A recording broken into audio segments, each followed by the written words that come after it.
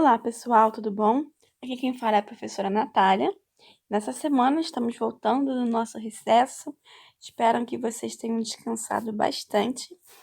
E nós teremos, então, uma aula de exercícios, né? Da seção Para Casa, página 333. E começamos a falar de funções inorgânicas. Nessa unidade, estamos falando sobre ácidos e bases. Então, vamos lá começar os nossos exercícios. Analise as informações apresentadas a seguir. A água de coco é considerada uma bebida muito saudável e indicada para a reposição de íons após atividades físicas intensas. Em especial, é uma rica fonte de potássio, que contribui para evitar câimbras. Além disso, a água de coco contém açúcares que fornecem energia para o organismo. Esta bebida não contém quantidades significativas de proteínas e gorduras.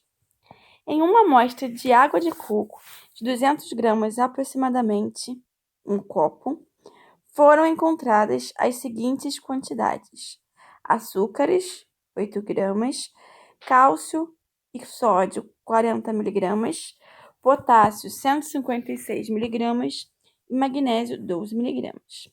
Com base nessas informações, é correto afirmar que a água de coco conduz eletricidade, entra em ebulição abaixo de 100 graus Celsius, contém lipídios insaturados dissolvidos, tem menos de 90% de água em massa, contém igual número de íons cálcio e íons sódio.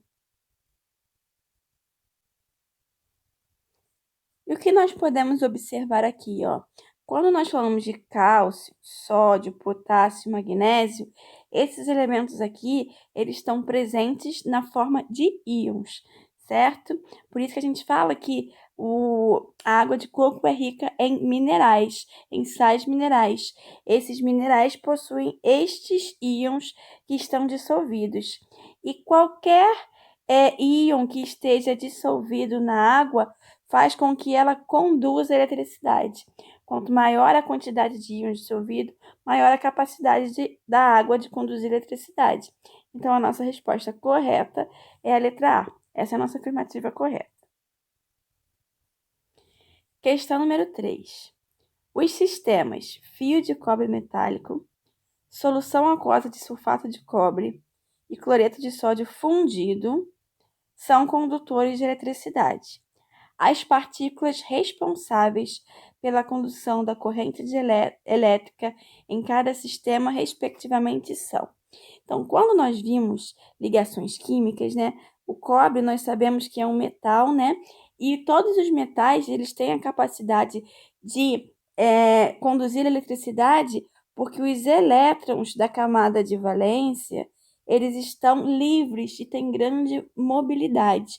Por isso, né, eles são bons condutores. Então, o que torna o fio de cobre capaz de conduzir eletricidade são os seus elétrons.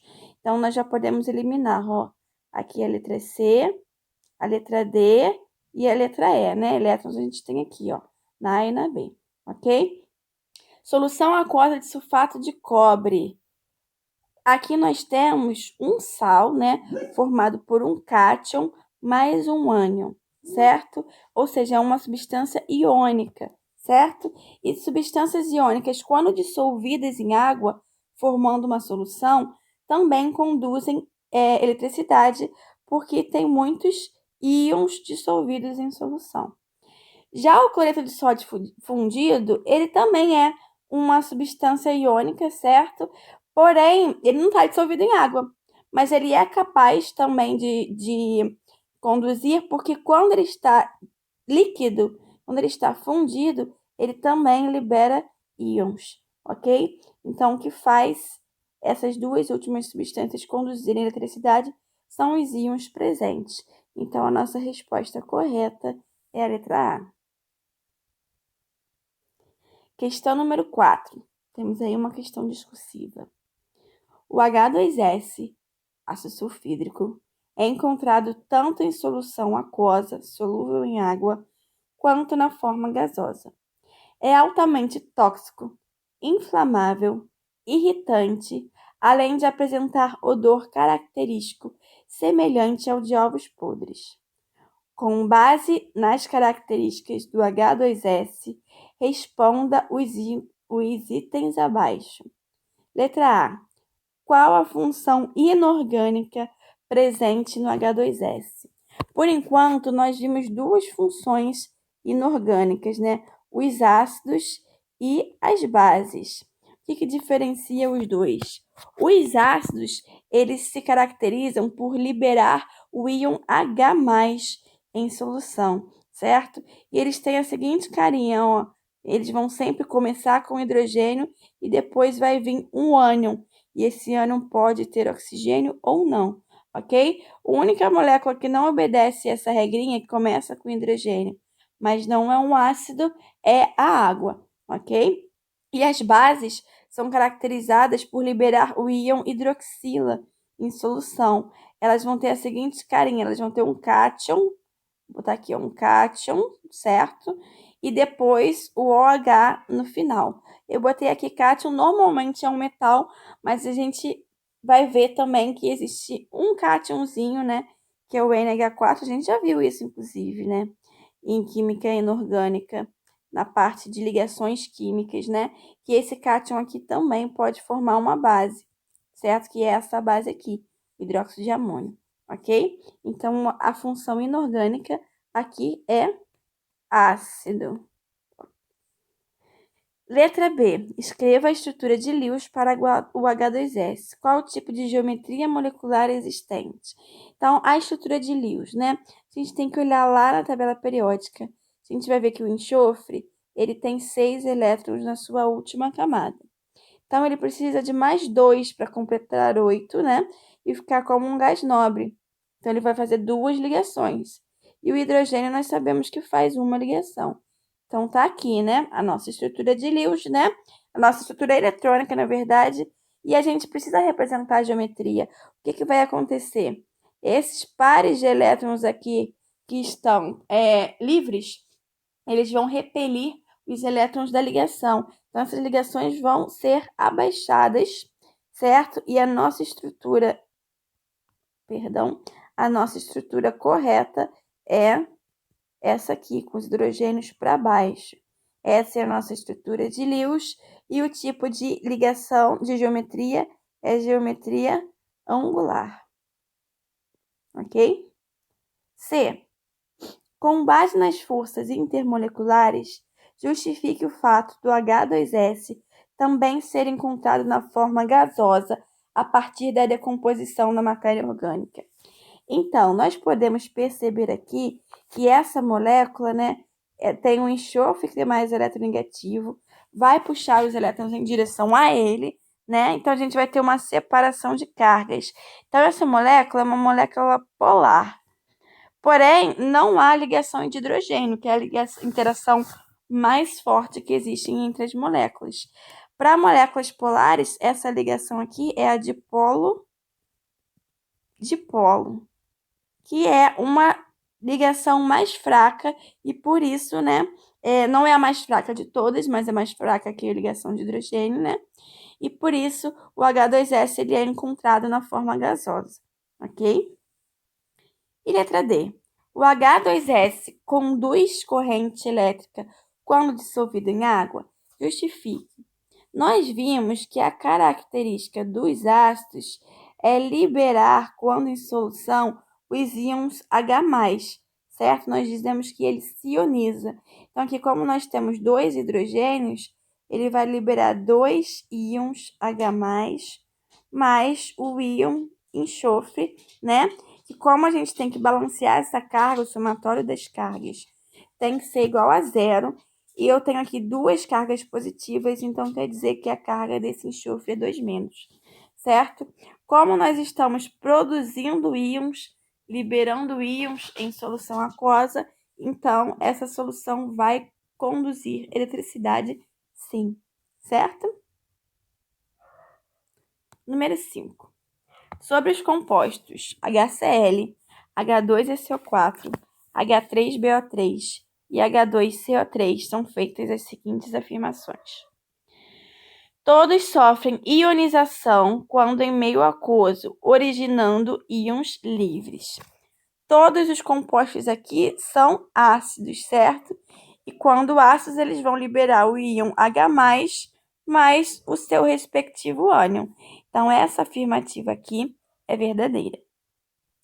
2.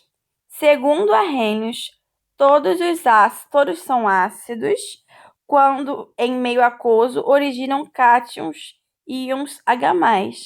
Também é verdadeiro.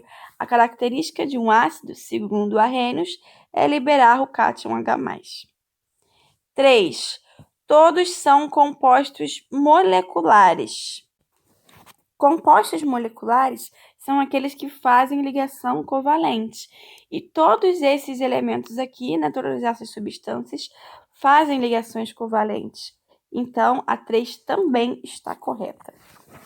Número 4. De acordo com o grau de ionização, HCl e H2SO4 são ácidos fortes. Sim, todos os hidrácidos, que são ácidos que não possuem oxigênio, de todos eles, o HCl, HBr e HI são ácidos fortes. Os outros, o HF é um ácido moderado e todos os outros são fracos, ok? Agora, quando a gente tem um oxiácido, o que significa isso? Quando nós temos o oxigênio, como que a gente vai saber se o ácido é forte, sem acesso aqui, ao grau de ionização? Então, para os hidrácidos, nós vamos fazer a seguinte continha. O número de oxigênios menos o número de hidrogênios. Se for maior ou igual a 2, esse ácido é forte. Se for igual a 1, esse ácido é moderado.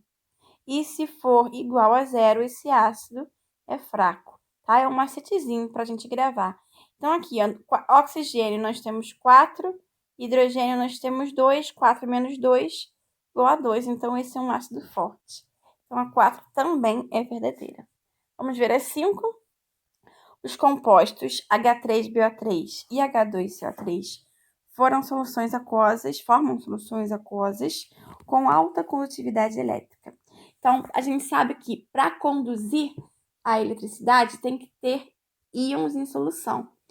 Quanto mais forte o ácido, mais íons ele vai liberar, certo? Então, se eu tenho aqui, por exemplo, um ácido HX, certo? Dando H+, mais X-, por exemplo. Se ele for um ácido forte, ele vai se ionizar completamente ou quase completamente, liberando muitos íons H+, e muitos íons X-. Se ele for um ácido moderado ou fraco, ele não vai se ionizar muito. Ele vai liberar só alguns ânions e cátions, e vai ficar preferencialmente na forma do composto molecular, certo? Se ele ficar na forma de composto molecular, então ele não vai conduzir bem a eletricidade. Então, o que a gente tem que ver? Se esses dois ácidos são fortes. Se eles forem fortes, eles têm alta condutividade elétrica. Como que a gente vai ver? Com esse macete que a gente acabou de ver aqui, Aqui, pro H3BO3, 3 oxigênios menos 3 hidrogênios igual a 0. Ácido fraco. Pro H2CO3, 3 oxigênios menos 2 hidrogênios igual a 1. Ácido moderado. Então, fraco e moderado não liberam muitos íons, então não conduzem eletricidade, não tem alta condutividade. Então, essa aqui é falsa. Somente as 4 primeiras são alternativas verdadeiras. Então, letra E é a nossa resposta. Questão número 6. A fórmula estrutural representa o ácido. Então, nós temos aqui, o nosso ácido aqui, o H3PO4,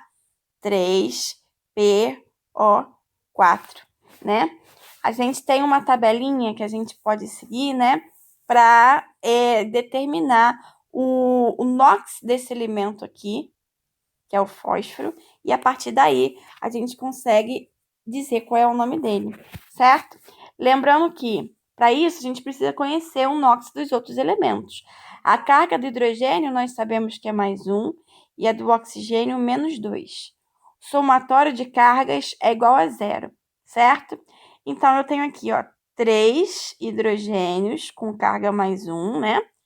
A carga do fósforo eu não sei, eu vou chamar de X, mais a carga do fósforo, mais a carga dos 4 oxigênios, que é menos 2, somatório tem que dar igual a 0, certo? Então, a gente vai resolver aqui, ó. 3 mais X menos 8 igual a 0. X é igual a 8 menos 3, X é igual a mais 5. Esse é o NOx do fósforo. Aí, nós temos uma tabelinha que eu vou colocar aqui, ó. Aqui nós temos o NOx, o prefixo que a gente vai dar ao nosso ácido, se for necessário, e o sufixo, ok? Quando o NOx é mais 1 ou mais 2, o meu prefixo é oso, desculpa, meu sufixo é oso, e o prefixo é hipo. Quando o NOx é mais 3 ou mais 4, nós não temos um prefixo e o sufixo também é oso, ok? Quando o NOx é mais 5 ou mais 6, nós não temos um prefixo e o sufixo é ico. E quando o NOx é mais 7, o prefixo é per e o sufixo é ico, ok? Essa tabelinha que a gente tem que gravar. Então, nosso NOx deu mais 5. Para mais 5, o prefixo é ico. Então, esse é o ácido. Temos aqui o fósforo como elemento, né? Fosfórico, terminação ico, certo? Então, letra A é a nossa resposta. Questão número 7. X, Y e Z representam genericamente 3 ácidos que, quando dissolvidos em um mesmo volume de água a temperatura constante, comportam-se de acordo com a tabela. Então, X tem um número de moléculas dissolvido igual a 20. Do total, só 2 moléculas estão ionizadas. Y tem 10 moléculas dissolvidas e só 7 ionizadas. E Z tem 5 moléculas dissolvidas e 1 ionizada, ok? Ionizada é quando está liberando os íons. Assinale a afirmação considerando os 3 ácidos.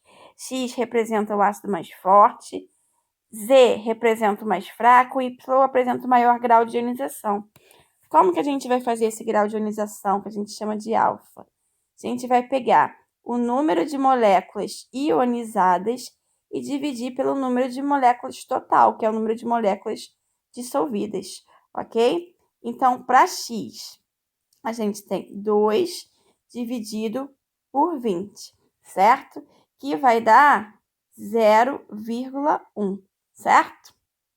Para Y, nós temos 7 dividido por 10, que vai dar 0,7. E para Z, nós temos 1 dividido por 5, que vai dar 0,2, ok? Então, quanto maior for esse grau de ionização, né, maior vai ser a força do meu ácido. Então, vamos lá. X é o ácido mais forte? Não, ele é o mais fraco, porque ele tem o menor grau de ionização. Z é o mais fraco? Não, Z é intermediário. Y apresenta o maior grau de ionização, sim. Ele apresenta o maior grau de ionização e é o mais forte, né? Então, somente a alternativa 3 está correta. O que está faltando aqui, ó, é que a professora cortou aqui a alternativa C, né? Que é apenas 3. Aqui está correto. Ok? Aqui só estava A, B, D e E. Estava faltando a alternativa C. Questão número 8. Considere os seguintes ácidos com seus respectivos graus de ionização a 18 graus Celsius e usos. Ácido fosfórico. Grau de ionização 27%. Usado na preparação de fertilizantes e como acidulante em bebidas refrigerantes. Ácido sulfídrico, grau de ionização 7,6 vezes 10 a menos 2, usado como redutor. Ácido perclórico, alfa 97%, usado na medicina em análises químicas e como catalisador em explosivos. Ácido cianídrico, grau de ionização 8 vezes 10 a menos 3%, usado na fabricação de plásticos, corantes e fumigantes para orquídeas e podas de árvores. Podemos afirmar que os dois primeiros aqui, o ácido perclórico e o ácido cianídrico, são triácidos. Triácidos ocorrem quando eles liberam 3 hidrogênios, quando eu tenho H3 alguma coisa, certo? Tem 3 hidrogênios ionizáveis. E essa não é uma opção, ok? B. Ácido fosfórico e ácido sulfídrico são hidrácidos. Para ser hidrácido, eu não posso ter oxigênio. E eu tenho um oxigênio aqui no fosfórico, então ele não é um hidrácido. Um ácido semiforte é o mesmo que um ácido moderado, tá? Então, o que nós vamos fazer? Vamos ver o número de oxigênios, que é 4, menos o número de hidrogênios, que é igual a 1. Então, nós temos sim aqui um ácido moderado. Quando a gente tem aqui, né, o valor igual a 1, né, ácido moderado. A gente sabe que quando o alfa está entre 5 e 50%, nós temos um ácido moderado. Então, a gente também nem precisava fazer essa continha. Pelo valor de alfa, nós já sabemos que é um ácido moderado, ok? Então, C é a nossa resposta correta. Número 9. A partir das folhas de repolho roxo trituradas em presença de etanol, é possível obter uma solução que pode servir de indicador ácido-base. Efetivamente, devido à presença de moléculas de pigmentos chamadas antocianas, essa solução fica vermelha em meio ácido e azul em meio básico. Considere a tabela a seguir, relacionando valores de pH para diversos líquidos. Estamos aqui, então, leite com pH 6,5, limonada com pH 3,8, vinagre com pH 3 e plasma com pH 7,5. É correto afirmar que as antocianinas ficam azul quando estão em contato com... Então, qual é a relação do pH com a acidez e basicidade? O pH, ele varia de 0 a 14, né? Aqui no meio, em 7, pH 7, nós temos o pH neutro. De 0 a 6,9, nós temos o meio ácido. E de 7,1 a 14, nós temos o meio básico, né? E ele está dizendo aqui, ó, que fica vermelho em pH ácido, azul em pH básico. Qual é a única substância aqui que pode ficar azul, ou seja, a única substância que é básica? É a substância que tem pH maior que 7, que é o plasma, certo? Então, nossa alternativa correta é a letra A, o plasma sanguíneo, ok? E nossa última questão de hoje, a fenolftaleína, em presença de uma solução de hidróxido de sódio, muda de cor. Então, primeiro nós temos que saber o que é a fenolftaleína. Assim como falamos do repolho roxo, a fenolftaleína também é um indicador ácido-base, tá? Que quando ela está em meio ácido ou meio neutro, ela possui a cor, quer dizer, não possui cor, ela é incolor, ok? E quando ela está em meio básico, ela fica rosa. Aqui está dizendo vermelho, né? Mas na verdade é um rosa. Vou botar aqui rosa vermelho, ok? Porque dependendo do tom, às vezes é um rosa clarinho, se tiver fracamente básico, se tiver muito básico, é um rosa bem forte, quase vermelho, tá? Então, o hidróxido de sódio é o NaOH. Quando nós temos aqui ó, um metal, né, que é o meu cátion, e o meu ânion é o íon OH-, o íon hidroxila, nós temos aqui uma base, tá? Então, se a gente está adicionando a base, a gente vai deixar o meio básico, né? Vai ficar rosa ou vermelho. Vai passar de incolor para vermelho. Então, nossa alternativa correta é a alternativa B, ok? Então, por hoje é só. Vejo vocês na próxima semana.